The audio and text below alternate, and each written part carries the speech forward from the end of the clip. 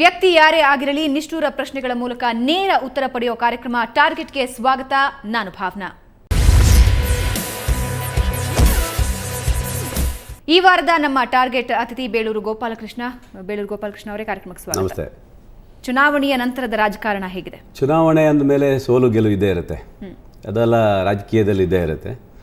ಚುನಾವಣೆ ನಂತರ ಅದ್ರ ಮುಂದೆ ಏನು ಸೋಲು ಯಾವ್ದು ಕಾರಣ ಆಯಿತು, ಮುಂದಿನ ಹೇಗೆ ಮಾಡಬೇಕು, ಪಕ್ಷದಲ್ಲಿ ಏನೇನಾಗಿದೆ ಅದನ್ನು ಮುಂದೆ ನಾವು ಯೋಚನೆ ಮಾಡಿ ಮುಂದೆ ತಯಾರಾಗಬೇಕಾಗತ್ತೆ.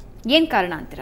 ಕಾರಣ ರಾಜ್ಯದಲ್ಲಿ ಈ BJPಯ ದುರಾಡಳಿತ ಮಾಡಿರುವಂಥ ಏನು 5 ವರ್ಷ ಸರ್ಕಾರದಲ್ಲಿರಬೇಕಾದ್ರೆ ಜನರಿಗೆ ಕೊಟ್ಟಂಥ ಅಭಿವೃದ್ಧಿಗಿಂತ ಹೆಚ್ಚಾಗಿ ಅವ್ರ ಕಚ್ಚಾಟಗಳು ಮತ್ತು ಸದನದಲ್ಲಿ ನೀಲಿ ಚಿತ್ರ ನೋಡಿರುವಂಥದ್ದು, ಬಲಾತ್ಕಾರ ಅತ್ಯಾಚಾರ ಮಾಡಿರುವಂಥ ರೆಸಾರ್ಟ್ ರಾಜಕಾರಣ ಏನೇ ಇರ್ಬೋದು, ಒಟ್ಟಿನಲ್ಲಿ BJPಯ ಸರ್ಕಾರ ಇದ್ದಾಗ ಜನ ಬೇಸತ್ತು ಯಾವುದೋ ಒಂದು ಕಡೆ ಕಾಂಗ್ರೆಸ್ ಕಡೆ ಒಲವು ತೋರಿಸಿದ್ರು ಜನ ಅನ್ನೋದು ನಾನು ಹೇಳ್ಬೋದು. ಅಷ್ಟು.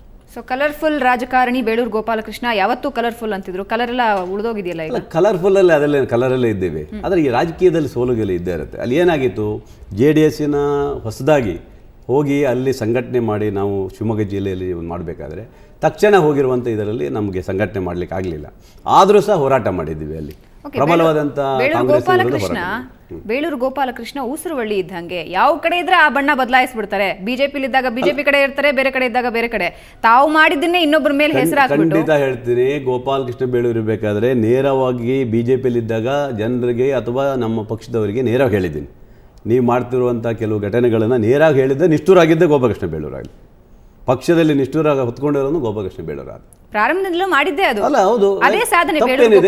ಸಾಧನೆ ಅಂದರೆ ನಮ್ಮ ಅಧಿಕಾರ ತಗೊಳ್ಬಾರ್ದಾ? ಅಧಿಕಾರ ಕೊಡಿ ಅಂತ ಕೇಳಿದ್ದು ತಪ್ಪಾಗುತ್ತೆ.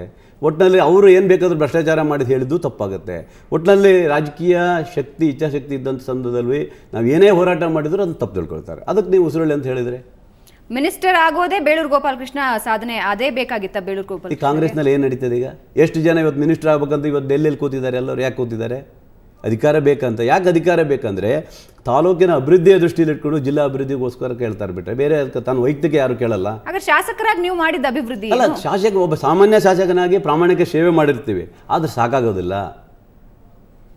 ಹಾಗಾದ್ರೆ ಜನ ಅದಕ್ಕೆ ನೋಡಿ, ಸೋಲ್ಸಿದ್ರ? ಇಲ್ಲಿ ಹೇಳ್ತೀನಿ, 2700 ಕೋಟಿ ರೂಪಾಯಿ ಯಡಿಯೂರಪ್ಪನವರು ತನ್ನ ಕ್ಷೇತ್ರಕ್ಕೆ ಹಾಕೊಂಡ್ರು ಅವ್ರು ಮುಖ್ಯಮಂತ್ರಿಯಾಗಿ. ಅದು ನಮಗೆ ಸಿಕ್ಕಿರೋದು 600ರಿಂದ 500 ಕೋಟಿ ರೂಪಾಯಿ ಒಳಗೆ ಮಾತ್ರ ಸಿಕ್ತು. ಯಾಕೆ ಹೇಳಿ? ನಮ್ಗೆ ಅವಕಾಶ ಸಿಗಲಿಲ್ಲ, ಕೊಡಲಿಲ್ಲ, ನಮಗೆ ಅಭಿವೃದ್ಧಿ ಮಾಡಕ್ಕೆ ಬಿಡಲಿಲ್ಲ ಅವರು. ಏನು ಅಭಿವೃದ್ಧಿ ಮಾಡಿದ್ದೀರಾ ಹಾಗಾದ್ರೆ? ಅಲ್ಲ, ಇರುವಂಥ ಅಭಿವೃದ್ಧಿ ಏನು ಮಾಡಬೇಕು, ಶಿಕ್ಷಣಕ್ಕೆ ಎಷ್ಟು ಒತ್ತು ಕೊಡಬೇಕು, ರಸ್ತೆಗೆ ಎಷ್ಟು ಒತ್ತು ಕೊಡಬೇಕು, ಎಲ್ಲ ನಾವು ಮಾಡಿದ್ದೀವಿ. ಏನು ನನ್ನ ಅವಧಿಯಲ್ಲಿ ಪ್ರಾಮಾಣಿಕ ಸೇವೆ ನಮ್ಮ ಕೆಲಸ ನಾವು ಮಾಡಿದ್ದೀವಿ, ಅಷ್ಟು ನಾವು ಮಾಡಿದ್ದೀವಿ. ಇನ್ನೇನು ಮಾಡೋಕ್ಕೆ? ಸಾಮಾನ್ಯ ಒಬ್ಬ ಶಾಸಕಾಗಿ ಏನು ಮಾಡ್ಬೋದು ನೀವು? ತುಮ್ರಿ ಸೇತುವೆನ ಇದುವರೆಗೂ ಸರಿಯಾಗಿ ಅಭಿವೃದ್ಧಿ ತುಮ್ರಿ ಸೇತುವೆ ನನ್ನಿಂದಲ್ಲ. ತುಮ್ರಿ ಸೇತುವೆಗೆ ಆಣೆ ಇಟ್ಕೊಂಡು ಕೊಡ್ತೀನಿ ಅಂತ ಹೇಳಿದ್ರು ಯಡಿಯೂರಪ್ಪನವರು.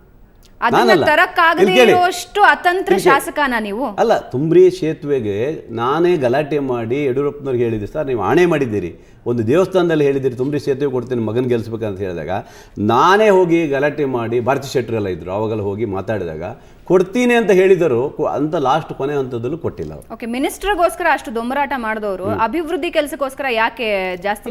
ನೀವು ಹೇಳೋ ಲೆಕ್ಕದಲ್ಲಿ ಅಭಿವೃದ್ಧಿ ಮಾಡೇ ಇಲ್ಲ ಅಂತ ನೀವು ಹೇಳ್ತೀರಾ?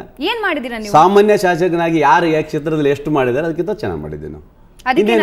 ಅದಕ್ಕಿನ ಜನ ನಿಮಗೆ ಬೆಂಬಲ ಕೊಡ್ಲಿಲ್ಲ? ಅಲ್ಲ, ಜನ ಬೆಂಬಲ ಅಂದರೆ ಇದು ನೋಡಿ, ಒಂದು ಕೆಲಸ ಮಾಡಿ, ಇವತ್ತು ಏನಾಗಿದೆ ಕ್ಷೇತ್ರದಲ್ಲಿ ನಾವು ಹೊಸದಾಗಿ ಇವತ್ತು JDS ಪಕ್ಷವನ್ನು ಸೇರ್ಪಡೆಯಾಗಿ 15ನೇ ತಾರೀಕು ನಾಮಿನೇಷನ್ ಮಾಡಿ ತಕ್ಷಣ ನಾವು ಶುರು ಮಾಡಿರುವಂಥದ್ದು. ಏನೂ ಇಲ್ಲ ಅಂತ ಸಂದರ್ಭದಲ್ಲಿ ಇವತ್ತು ಅಷ್ಟು ಓಟ್ ತೊಗೊಂಡಿದ್ದೇನಲ್ಲ, ಆ ಕ್ಷೇತ್ರದ ಜನ ಆಶೀರ್ವಾದ ಮಾಡಿದ್ದೇನೆ, ಬಿಟ್ಟಿಲ್ಲ. ಅದಕ್ಕೆ ನಾವು ಅವರ ಅಭಿನಂದನೆ ಸಲ್ಲಿಸ್ತೇನೆ. ನಾನು ನಮ್ಮ BJP ಸರ್ಕಾರ ಇದ್ದಂಥ ಗೊಂದಲಗಳು ಸೃಷ್ಟಿ ಮಾಡಿದಂಥದ್ದು, KGP BJP ಆಗಿರುವಂಥದ್ದು, ಇವೆಲ್ಲ ಘಟನೆಗಳನ್ನು ಅಲ್ಲಿ ಏನು ಜನರಿಗೆ ಗೊಂದಲ ಆದ ನಂತರ ಒಂದು ಸರ್ಕಾರದ ನಿಮ್ಮ ಟಿ ವಿ ಸಮೀಕ್ಷೆಗಳು ಏನು ಕೊಟ್ಟು ಇಲ್ಲ ಎಲ್ಲ ಕಡೆನೂ ಕಾಂಗ್ರೆಸ್ ಬರುತ್ತೆ ಅಂತ ವಾತಾವರಣ ಕೊಟ್ಟಂಥ ಸಂದರ್ಭದಲ್ಲಿ ನಮ್ಮ ಜಿಲ್ಲೆಯಲ್ಲಿ ನೋಡಿ, ಯಾರ್ಯಾರು 2 ಸೇರಿ ಸೋತಿದ್ದಾರೆ ಅವರಷ್ಟು ಗೆದ್ದಿದ್ದಾರೆ. ಹಾಗಾದರೆ ಜನ ಮೂಢರು, ಯಾರು ಏನು ಹೇಳಿದ್ರು ಕೇಳಿಬಿಡ್ತಾರೆ. 2 ಸೇರಿ ಸೋತವರು ಪ್ರತಿಯೊಬ್ಬರು ಗೆದ್ದಿದ್ದಾರೆ. ಸಾಗರ ಕ್ಷೇತ್ರದಲ್ಲಿ ಕಾಗೋಡು 2 ಸೇರಿ ಸೋತರು ಗೆದ್ದರು, ಮಧು ಬಂಗಾರಪ್ಪನವ್ರು 2 ಸೇರಿ ಸೋತಿದ್ರು, ಈ ಸರಿ ಗೆದ್ರು. ಹೀಗೆ ಅದೇ ಜನ ಹೇಳಿದ್ದನ್ನೇ ನಾವು ಹೇಳಿದ್ದೆ ಹೊರತು ನಾವು ಹುಟ್ಟಿಸ್ಕೊಂಡು ಹೇಳಿದ್ದಲ್ಲ. ನಿಮ್ಮ ಕ್ಷೇತ್ರದ ಜನ ಹೇಳಿದ್ದನ್ನೇ ನಿಮಗೆ ಹೇಳಿ. ಏನು ಹೇಳಿದ್ರು? ನಮ್ಮ ಕ್ಷೇತ್ರದ ಜನ ಏನು ಹೇಳಿದ್ರು? ಕ್ಷೇತ್ರ ಅಭಿವೃದ್ಧಿ ಮಾಡಿಲ್ಲ ಅಂತ ಹೇಳಿದ್ರು ಯಾರು? ನೀವು ಕೇಳಿದಂಥ TVಯಲ್ಲಿ ನಾನು ನೋಡಿದವರು ಕಾಂಗ್ರೆಸ್ಸಿನ ಇವರು ಕಾಂಗ್ರೆಸ್ ಪಕ್ಷದ ಏನು ಹೇಳಿಕೆ ಕೊಟ್ಟಿದ್ರು, ಏನೂ ಅಭಿವೃದ್ಧಿ ಮಾಡಿಲ್ಲ ಅಂತ ಹೇಳಿಕೆ ಕೊಟ್ಟವರು ಕಾಂಗ್ರೆಸ್ ಪಕ್ಷದವರು. ನಾನೇ ನೋಡಿದ್ದೀನಿ, TV ನೋಡಿದ್ದೀನಿ. ಹಾಗಾದ್ರೆ ಕ್ಷೇತ್ರದ ಜನ ಎಲ್ಲ ನಿಮ್ ಪರವಾಗಿದ್ರು. ಅಲ್ಲ ನಮ್ಮ ಪರವಾಗಿಲ್ಲ, ನಮ್ಮ ಪರವಾಗಿ ಮೂರನೇ ಸ್ಥಾನಕ್ಕೆ ಬೇಳೂರು ಗೋಪಾಲಕೃಷ್ಣ ಇಳಿದಿರೋದು.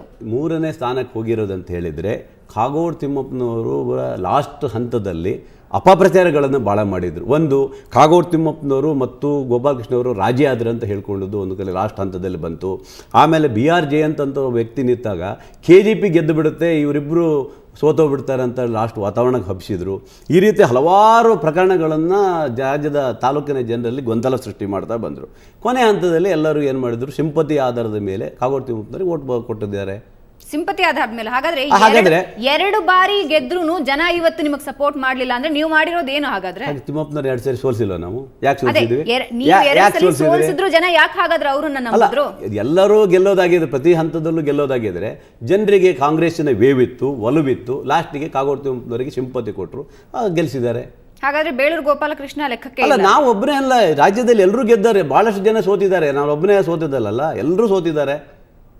ಈಶ್ವರಪ್ಪನವ್ರು ಸೋತಿಲ್ಲ, ಯಾಕೆ ಸೋತರು ಈಶ್ವರಪ್ಪನವರು? ಓಕೆ, ಕಾಂಗ್ರೆಸ್ ವೇವ್ ಇತ್ತು ಅಂತ ಹೇಳಿದ್ರೆ ಅದೇ ಕಾರಣಕ್ಕೆ ನೀವು ಕಾಂಗ್ರೆಸ್ ಟ್ರೈ ಮಾಡಿದ್ದು? ಇಲ್ಲ, ಕಾಂಗ್ರೆಸ್ಸಿಗೆ ನಾನು ಪ್ರಯತ್ನ ಪಟ್ಟಿದ್ದೌದು, ಆದರೆ ಕಾಂಗ್ರೆಸ್ಸಿಗೆ ಸೇರೋಕ್ಕಂತ ಹೊರಟಿದ್ದೌದು. ಬಟ್ ಆದರೆ ಹಿರಿಯರಾದಂಥ ಕಾಗೋಡು ತಿಮ್ಮಪ್ಪ ಟಿಕೆಟ್ ಕೊಡ್ತಾರೆ ಅಂದಮೇಲೆ ನಾನು ವಾಪಸ್ ಬಂದಿದ್ದೀನಿ. ಅದೇ ಕಾಂಗ್ರೆಸ್ ವೇವ್ನ ಇಲ್ಲ, ಕಾಂಗ್ರೆಸ್ ವೇವ್ ಅಂತೆಲ್ಲ. ನಮ್ಮ ಹಿರಿಯರೆಲ್ಲ ಭಾಳಷ್ಟು ಜನ ಹೇಳಿದ್ರು ನೀವು ಕಾಂಗ್ರೆಸ್ಸಿಗೆ ಸೇರಬೇಕಾಗತ್ತೆ, ಕಾಂಗ್ರೆಸ್ಸಿಗೆ ಬರಬೇಕಂತ ಕೇಳಿದಾಗ ನಾನು ನೋಡೋಣ ಪ್ರಯತ್ನ ಪಡ್ತೀನಿ ಅಷ್ಟು ಬಿಟ್ಟರೆ ಕಾಂಗ್ರೆಸ್ ವೇವ್ ಇತ್ತಂತ ನಾನೇನು ಹೋಗಿರಲಿಲ್ಲ. ಓಕೆ, ನಿಮ್ಮ ಜೊತೆ ಇನ್ನಷ್ಟು ಮಾತಾಡ್ತೀನಿ. ಸೊ ವೀಕ್ಷಕರೇ, ಅದಕ್ಕೂ ಮುಂಚೆ ಒಂದು ಚಿಕ್ಕ ಬ್ರೇಕ್.